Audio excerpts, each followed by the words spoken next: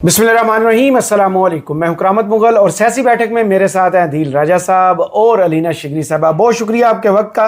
एक तो जिस जमात ने अपने लिए हकूक़ हासिल करने थे, लड़ना था, इमरान खान को रिहा करवाना था, वो तो एक दूसरे का खुद गिरेबान चाक कर रहे हैं। और असम्बली में वो फ्लोर जिसकी अहमियत वैसे भी अवाम की नज़रों में जो है वो सब जानते हैं, उस फ्लोर पर एक दूसरे को गंदी गालियाँ देना और उसके बाद गिरेबान तक हाथ जाना और कसूरवार भी निकलना।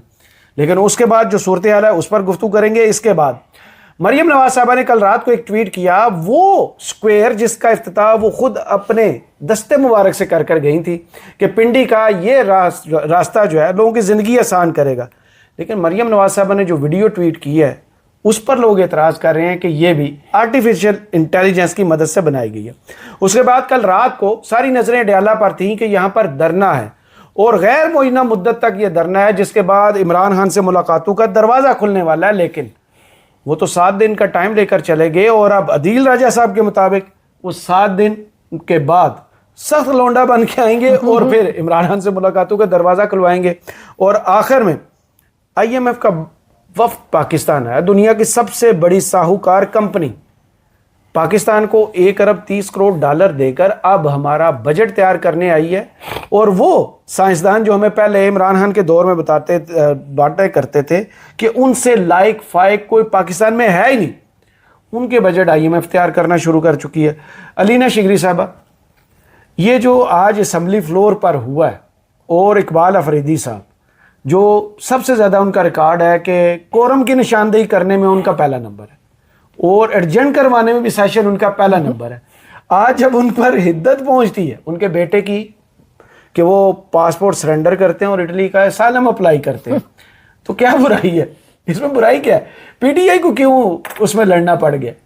देखिए, एक तो बहुत ही अनफॉर्चुनेट कि फ्लोर ऑफ द हाउस, ठीक है, आप ये पार्लियामेंट को मौलाना साहब कहेंगे जाली पार्लियामेंट है, आप भी इसको वो वक़्त नहीं देते क्योंकि इस पार्लियामेंट को बकौल PTI के और PTI का जो एक उनका एक मौक़िफ़ है कि उनके मैंडेट चोरी करके यहाँ पर जो हुकूमती ट्रेजरी बेंचेस पे जो बराजमान सारे अराकीन हैं वो PTI के चोरी शुदा मैंडेट पे बराजमान हैं उन ट्रेजरी बेंचेस पे। सो इस पार्लियामेंट को तो ये वक़्त वैसे ही नहीं देते, लेकिन ये पार्लियामेंट का हिस्सा है। ये कमेटियों से बाहर आ गए हैं क्योंकि इमरान खान ने कमेटियों से बाहर निकलने के अहकाम जारी कर दिए थे, अदरवाइज तो उन्होंने वापस से जाके इस पूरे सेटअप को लेजिटिमेसी देनी थी। लेकिन अराकीन आपस में जो गुत्थम गुत्था जो ये हो रहे हैं, क्या लफ्ज इस्तेमाल करने लगी थी? नहीं, मैं यही लफ्ज इस्तेमाल कर रही थी। पाकिस्तान तहरीक इंसाफ मेरे ख्याल से इनको और किसी की जरूरत नहीं है और ऑपोजिशन क्यों, हुकूमत जो है वो क्यों ना अपने आप को खुशकिस्मत समझे कि ये तो आपस में एक दूसरे, एक तो इतनी डिवीजन है PTI के अंदर, देखें आपस में परवेज रशीद साहब का बयान आता है कि वो बहुत खुश है, वो बहुत खुश है, ठीक है, क्योंकि फ्री हैंड दिया हुआ है आपने हुकूमत को। ये एक दूसरे से लड़ मड़ के जो है वो मुसलसल इस किस्म के एक पूरा तासुर बना रहे हैं। और फिर उससे ज्यादा जो आपने जिस तरफ निशानदेही की कि इटली जो है वो असाइलम ले रहे हैं, ऊपर से इकबाल आफरीदी साहब अपने बेटे का आके दिफा करके ये कहें कि अगर मुझे लगेगा इमरान खान रिहा नहीं हो रहा तो फिर मैं भी उसी डगर पे चला जाऊंगा। दूसरा, उन्होंने बड़ी शॉकिंग जो बात की थी कि पाकिस्तान के हालात जब अमनो मान यहाँ पर ऐसा है, हाँ, तो फिर बच्चों को बाहर भेजना, तो बाकी पाकिस्तान को भी आप भेज दें, आप बाकी को भी भेज दें, आपका बच्चा। अच्छा, फिर तौजीह ये दी जा रही है वोटर मार जाए लेकिन बच्चे बाहर चले जाएं। और ये भी जस्टिफिकेशन दी जा रही है कि भाई और कितनों के बच्चों ने असाइलम लिया है, सो आप जो है और बच्चों के पास ब्लू पासपोर्ट नहीं होता जिस पर वो विजिट। और तलाल चौधरी साहब ने तो यहाँ तक कहा है कि इटली ने बहुत ही खूंखार किस्म का एक जो रिस्पॉन्स इटली की तरफ से आया है वो तो बयान भी नहीं कर सकते, उन्होंने इतना कुछ माँ बहन एक कर दी होगी। पहले ही अफसर हम पे काम थे, अब उनके बच्चे भी ब्लू पासपोर्ट। और वो जो स्टेटस को तोड़ने पार्टी आई है उसके MNA उसका बेटा जो है उसके पास ब्लू पासपोर्ट क्यों है? पहला सवाल तो ये। इसमें 2-3 चीजें मैं आपको बताना चाहता हूँ। पहली चीज तो ये कि ये कोई नई कहानी नहीं है। जो एक ट्विटर अकाउंट है वो 2005 दिसंबर से लगा हुआ है इस कहानी के।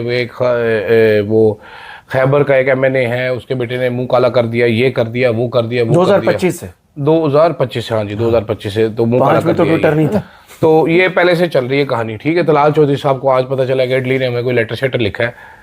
मेरे इस पे तलाल चौधरी साहब, क्योंकि एक जाहिर बात है अब हमारे पे इतना बुरा वक्त आया कि तलाल चौधरी हमारा वजीर है तो मुझे चेक भी पढ़ना है। इटली हम ब्लू पासपोर्ट से वीजा फ्री नहीं जा सकते, सही पहली चीज। तो वो लड़का वीजा लगवा के गया होगा, हो सकता है पाकिस्तान से पहले वो वीजा फ्री चला गया होगा। पहले तो आप लोगों ने जब चौधरी निसार ने खत्म किया था ब्लू पासपोर्ट जी, तो आप लोगों ने दोबारा शुरू क्यों करवाया? पहली चीज तो ये, अभी भी उस दिन मरने वाले हुए थे सेनेटर्स, उनकी फैमिली, उनके बच्चों को, नौकरों को भी दे दे ब्लू पासपोर्ट। आपको याद होगा, जी, जी, मुझे याद है, 2 दिन पहले पेश कर रहे थे। भाई अगर हो रहे हैं तो तुसी क्यों दे रहे हो? पहली चीज। सेकेंडली मेरा ख्याल है, आई डोंट नो, हो सकता है गया हो। अब इकबाल अफरीदी खुद कह रहे गया होगा, मुझे उस पर कोई इतराज नहीं, असाइलम लेने चला गया, मुझे मिले मैं भी चला जाऊंगा। मैं बड़ी सीधी बात करूं, अलीना कह रही है, तुम लोग कह रहे हो कि जी बड़े बुरे हालात है।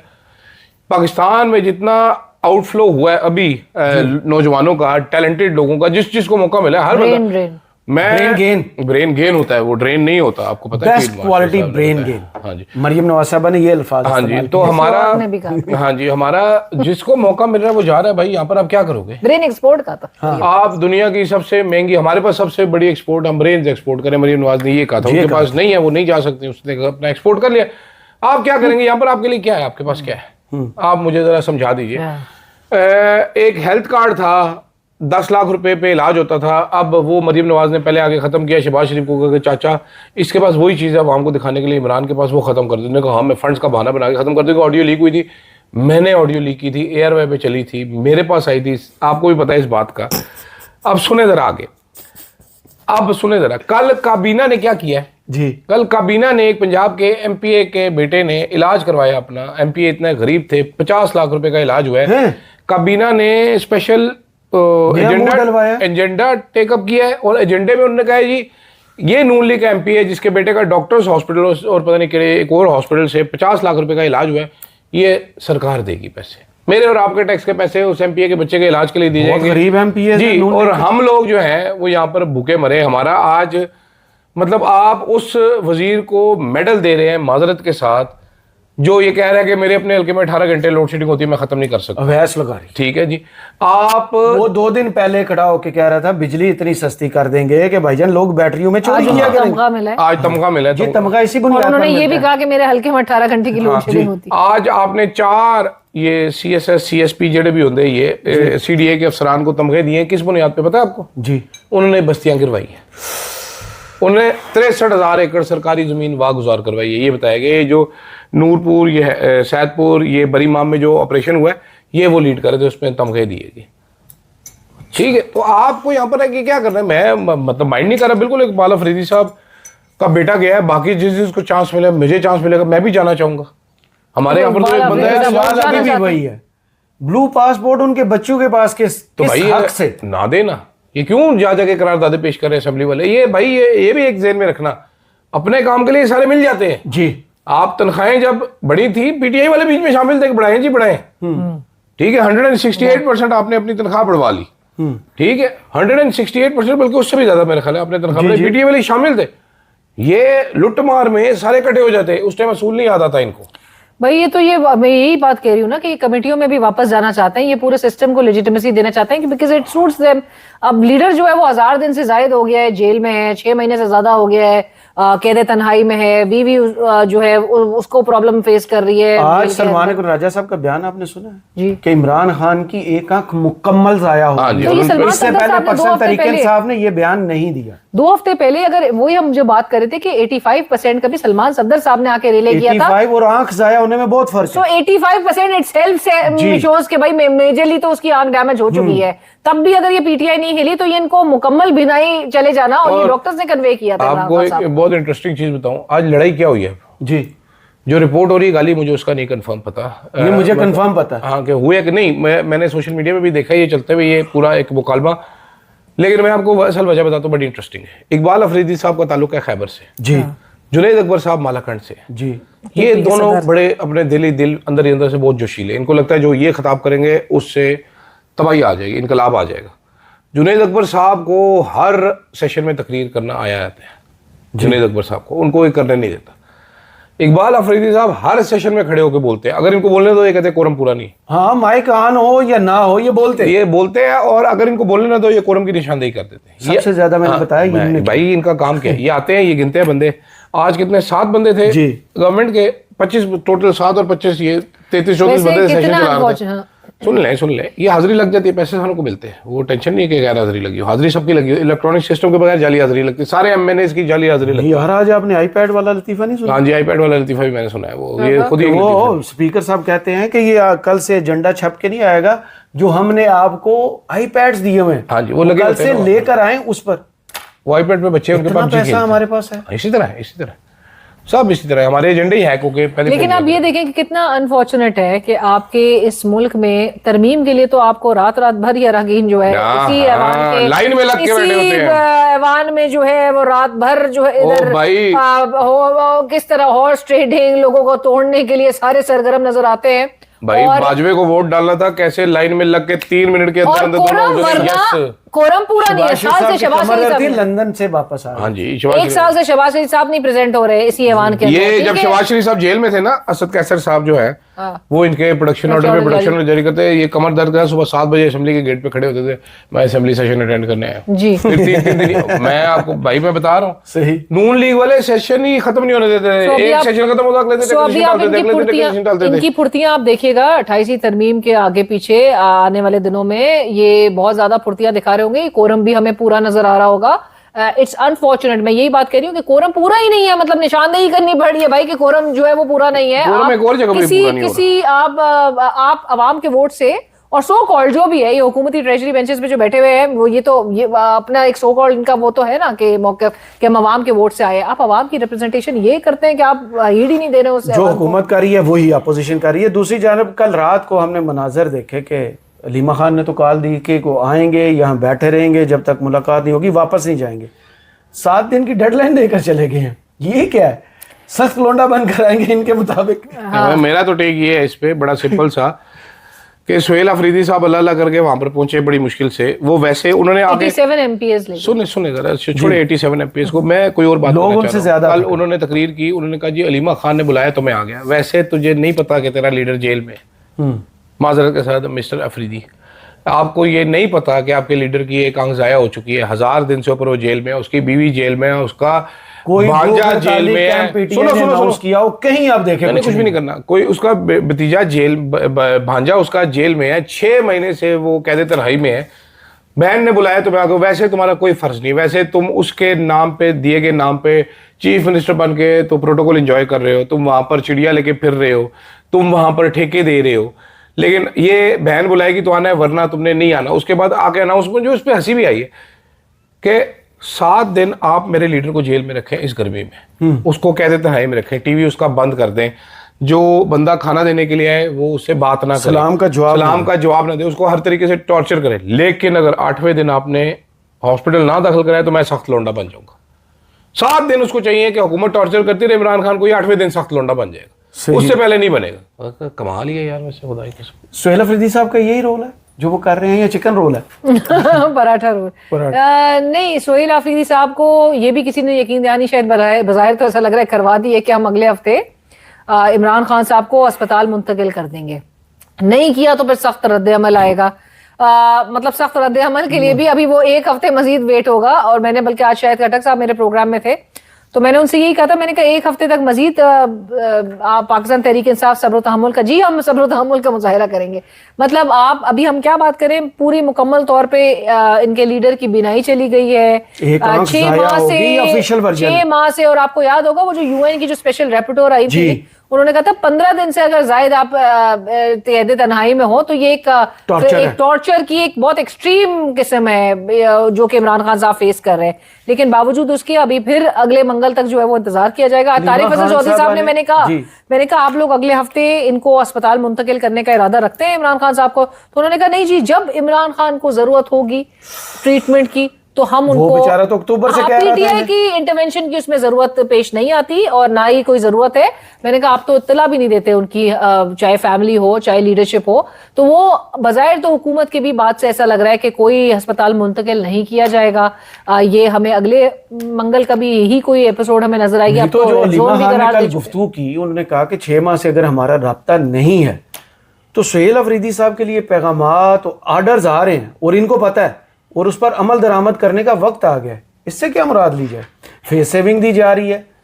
नहीं, PTI के काफी लोग ऑफ द रिकॉर्ड ये भी बात कह रहे हैं कि हमें मना किया गया है कोई भी एहतजाज के हवाले से। किसने? नहीं, तो जहाँ से उनको आपको समझ आना चाहिए कि जहाँ से भी सोहेल आफरीदी साहब पे अगर अच्छे बच्चे होने की जो बात की जा रही है भाई, तो चलो। किधर से अहकामात आएंगे, लेकिन अच्छा, चलो। सड़कें गर्म नहीं करनी। चलो इस पे भी एक सड़कें गर्मी में वैसे ही गर्म हो जाती है, इस पे भी एक जरा वो देख लेते हैं ना इसको, व्यू तो पैगामात कोई तो मैं कहता हूँ हर चीज़ों की, मैं अलीना की बात मान लेता हूँ कि जी इनको मना किया है कि जी एहतजाज नहीं करना, उसके बदले लिया क्या इन्होंने? मुझे ये समझा देना कि सवाल कल हुआ ना वहां पर, एहतजाज नहीं करना, अपनी सियासत जारी रखना, फिटे मुंह ऐसी सियासत से, अपनी सियासत जारी जिसके रखना, आपका अपनी लीडर ही पोजीशंस जो अलीमा खान उसकी साहिबा जिस लाइफ बात पे थ्रेट एतराज उठा रही हैं कि जी इन्होंने पोजीशंस रखी हुई है, वो तो बल्कि अलीमा खान साहिबा जब कहती थी कि 70,000 पूरे इनके अराकीन असेंबली 70,000, तो उस पर भी शेख वकास साहब आप कहते थे कि जी मिसफीड किया गया है अलीमा खान साहिबा को। सो ये पीटीआई इटसेल्फ इतनी अपने एक डैमेज वाले उस मोड में चली गई है कि एक इनको किसी और की जरूरत तो नहीं वो है। जो इल्जामात फिर लगाए जाते हैं दिल राजा साहब के 4 माह ये खामोश रहेंगे, हुकूमत कौमी हुकूमत बनेगी, उसमें फिर कितनी सदाकत? फिर लगता तो ऐसे ही कहानी ऐसी, मुझे तो लगता है सोहेल अफरीदी साहब एक और लॉलीपॉप लेके आ गए हैं कल, और मजीद वो अच्छा लेके नहीं, एक हफ्ते के लॉलीपॉप बांट आए हैं। इसके बाद मैडम सीएम अडियाला के तकरीबन करीब ही वो चौक बना, मार्का हक, उसका इफ्तिताह होने के बाद ये भी बेवकूफ बन के आए, वहां फंसे रहे। पहले दिन बेवकूफ बना, फिर मैं उस पे ट्रेवल भी कर रहा हूँ, मैं तो आपको क्या ही बताऊं। अभी बाद में बताइएगा। ये मैडम ने जो कल वीडियो फिर ट्वीट कर दी, ये पहली मरतबा तो नहीं है, मैडम ने ऐसी वीडियो ट्वीट कर दी उसमें गाड़ियां रिवर्स चल रही। तो आपको एतराज किस बात पे? मुझे अब उनके एआई के एडवाइजर जो हैं वो अलीडार साहब हैं। वो आज पता क्या हो रहा था, आज वो कह रहे थे, वो कहते अब्बू जान हैप्पी बर्थडे, अब्बू जान कहते बाबू Happy to you जान हो रहा हैप्पी था। टू यू, शुक्रिया। वो बेटा बाबू है और अब्बा अब्बू है। मैंने कहा ये अवाम जान का क्या, जान उनकी क्यों निकाली हुई, तुम दोनों ने साइड पे होके करो है जो भी करना है। तो अब्बू जान थे बाबू जान। सो अब्बू जान से तो सिर्फ एक ही उससे लोगों को डर लगता है कि अब्बू जान जब आके कोई ट्विटर पे ट्वीट करते हैं कोई आयत आयत ट्वीट करते हैं। बिस्मिल्लाह, मैडम के अब्बू तो जान नहीं, कोई ना कोई सख्त फैसला सामने साथ आ रहा होता है। मैडम के अब्बू जान मेरे ख्याल में बगैर रुमाल के आज बाहर निकले हैं, उन्हें बू भी आई है अच्छा, और उनको कूड़ा भी नजर आया। वो नारंग मंडी शायद लाहौर का बिल्कुल साथ इलाका है। तुम सही कही थी ना, सुथरा वो गया पंजाब और जो है। उन्होंने वहां गुस्से का इजहार किया है कि जगह जगह ये कूड़ा करकट, क्या सुथरा पंजाब की तो मैडम कहते हैं मेरा मॉडल prime project रोल है। मॉडल था आपको पता है, इस सुथरा पे मैं एक पंजाब। लतीफा सुना सकता हूँ नवाज शरीफ की हालत पे, फिर आप लोगों ने एतराज नहीं करना। कल कर लेंगे। नहीं अभी सुनाता हूँ। तो नवाज शरीफ साहब को आज बू आई है और उनको नजर भी सही आया, तो इस पे एक लतीफा मुझे उनकी तो याद है। खुशबू थी 400 सुन लो ना फिर। उनको बू आई है। तो अब महक जो नसरुल्लाह की तरह राशिद नसरुल्लाह बुलबुल, डन इंडस्ट्रीज हो गया ये तो एक औरत ना इसी तरह की नवाज शरीफ की उम्र की बुजुर्ग सी खातून डॉक्टर साहब के पास गई। डॉक्टर साहब को कहती है डॉक्टर साहब मुझे गैस की बीमारी है। तेरा बेटा तर डॉक्टर साहब को कहते हैं डॉक्टर साहब इससे कोई बंदा तंग नहीं होता, ना इसकी आवाज है ना इसकी स्मेल है। अभी आपके बैठे बैठे 2-3 दफा मैं मैं पाड़ा रीडा कर चुकी हूँ, लेकिन आपको भी देखे पता ही नहीं चला। तो लेकिन मैं चाहती हूँ कि आप कोई इलाज कर दें। तो डॉक्टर साहब ने कहा अच्छा। डॉक्टर साहब ने कहा जी ये गोली है, ये कतरे हैं, ये अभी आपकी नाक में डालें आप जरा अपने। वो अपनी नाक में डाल लेती। अब उसने दिन में 3 दफा ये आपने करना है और कल मेरे पास आ जाना। अगले दिन वो गुस्से में लाल पीली डॉक्टर के पास जाती, कहती वे मरे डॉक्टर है तू क्या कर देता है। डॉक्टर साहब कहते क्या हुआ, कहती है जी मेरे पेट में गैस थी, बू नहीं आती, अब तो इतनी गंदी बू आ रही है, उसका क्या किया तुमने मेरे साथ। डॉक्टर कहते हैं ओहो आपके नाक का इलाज हो गया, अब मैं आपके कानों का इलाज भी करूंगा। तो मियां साहब का नया नया ना नाक का इलाज हो गया, जो उनको आज बू आई है, अभी उनकी आंखों का इलाज करेंगे, उनको गंध भी नजर आएगा, उसके बाद उनके दिमाग का इलाज करेंगे, तो उनके भाई और उनकी बेटी ने जो इस मुल्क के साथ किया उनको वो भी नजर आएगा। अच्छा हाँ जी। आज वो लाहौर निकले हैं तो उनको आइडिया हुआ है, उनको फिर दौरे करने चाहिए इधर उधर, दौरे पड़ने शुरू हो क्या जाएंगे। कुछ तबाही फिर चुकी है। अबे यार ये नहीं मेरे मुझे तो सवाल ये है कि ये तो मियां साहब से ही रहनुमाई ले लेके सारे काम हो रहे थे, हमें तो पूरे इतने अरसे में यही बताया गया। मियां साहब तो बू छोड़ के गए हुए थे ये। जो भी मेजर लेना होता है, अवाम पर सख्ती के जितने भी फैसले किए गए उसमें अब्बे के मियां साथ साहब जोड़ा की जाता है। रहनुमाई है।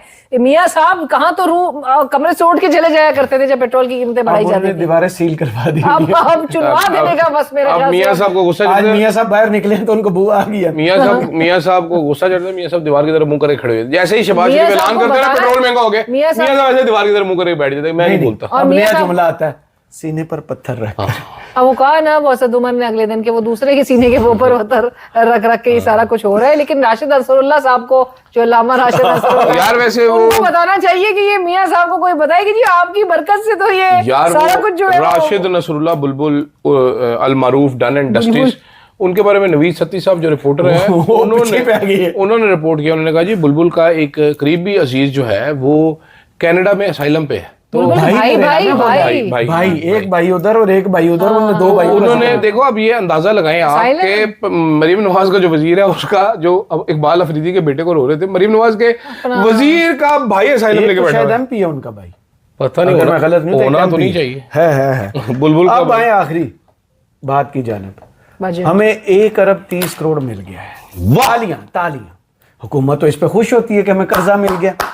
अब आते हैं उस पहलू की जानिब जो हमारी तालियां गायब करने वाला है।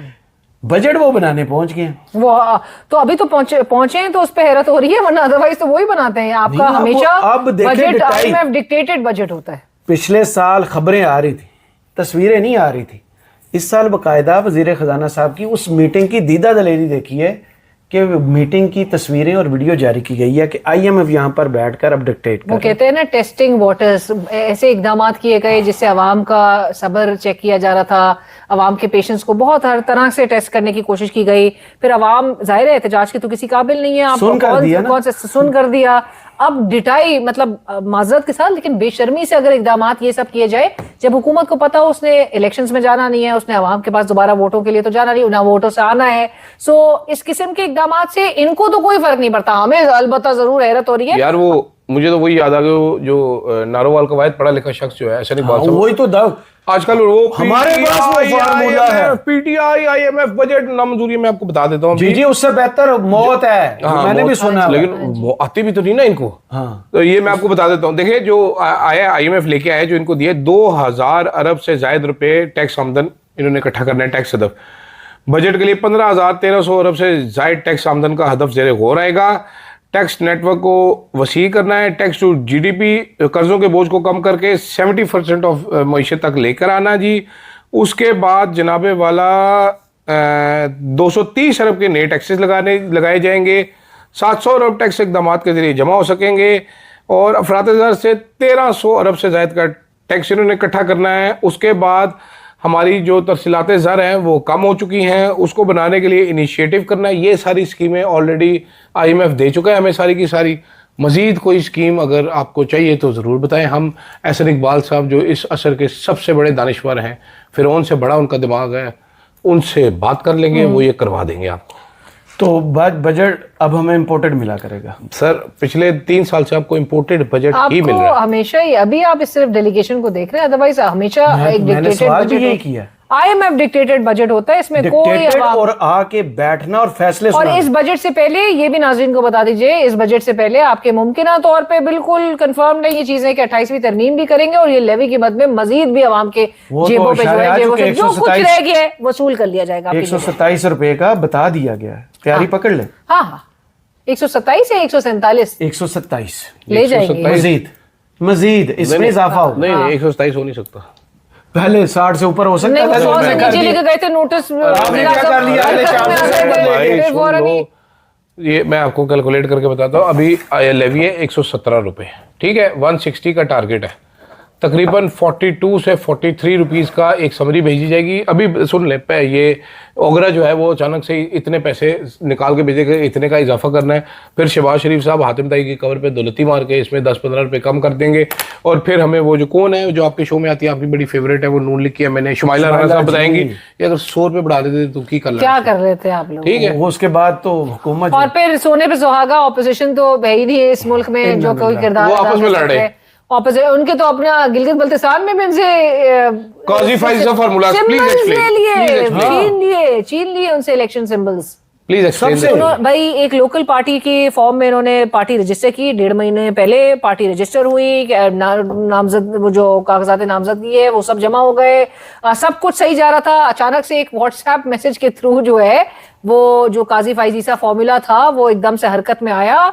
वो चीज गिलगित बल्तिस्तान इलेक्शंस आपको पता है 1st वीक ऑफ जून में जो है वो स्केड्यूल्ड है, वो होने हैं। और उससे पहले उनको एकदम से एहसास हुआ कि ये तो पीटीआई के लोग जो है वो इस लोकल पार्टी के फॉर्म में जो है वो सारे मुतहरिक हो गए। सो फौरन पीटीआई को कॉर्नर करने के लिए उन्होंने रात गए एक अहकामात जारी किए, उनसे इलेक्शन सिंबल पोलो मैन का सिंबल था, वो सिंबल उन्होंने वापस छीन लिया। काजी फाइज सा फार्मूला, उन्होंने कहा जी ये पार्टी के इलेक्शन सही नहीं हुए, वापस छीनो दोबारा। जी जी हाँ है, बता रहा हूँ। इसके बाद आजाद कश्मीर में भी यही होने वाला है, मैं आपको अभी बता देता हूँ। सो ये तो हाल है, मतलब आपने कोई स्पेस नहीं देनी, चाहे गिलगित बल्तिस्तान और मतलब वहां के भी गिलगित बल्तिस्तान की आवाम को बहुत टेस्ट करने की कोशिश ना ही करे तो ज्यादा बेहतर है। किया हाँ, वो ईरान वाले इशू पे किया था। हाँ, गिलगित बल्तिस्तान आपने देखा है जब भी कभी मुजाहरे हुए हैं पाकिस्तान वाले, वो जैसे मंजर जिस तरह के शहरों के होते हैं वो उस तरह के मंजर भी नहीं बहुत होते, ह्यूज होते हैं, ह्यूज होते हैं। They should not even go and cross those red lines. मतलब इनके लिए एक ये है कि आप काजी फाइज ईसा फॉर्मूला पाकिस्तान के हर उस पे आप तुलो अर्ज में आप अप्लाई कर सकते हैं, लेकिन जीबी की आवाम को आप टेस्ट ज्यादा नहीं उनसे क्या तवक्को करनी है जिन्होंने अच्छी भली आजाद कश्मीर की हुकूमत को 2 दफा तोड़ा और फिर तीसरी दफा मर्जी के घोड़े जोड़ के हुकूमत और बनाई। सारे खोते निकले। उनसे आपने क्या तवक्को करनी है, वो ये नहीं सोचते कि कितना नुकसान होगा और अवाम क्या कहती है। पूरे पाकिस्तान के साथ ही हो रहा है तो गिलगित बल्तिस्तान में कौन सा नया होगा। मुझे अदील राजा साहब और अलीना शिगनी साहबा को इजाज़त दीजिए, अपनी दुआओं में याद रखिएगा और कमेंट्स बॉक्स में ज़रूर बताइएगा ये वीडियो आपको कैसी लगी। अल्लाह हाफिज़।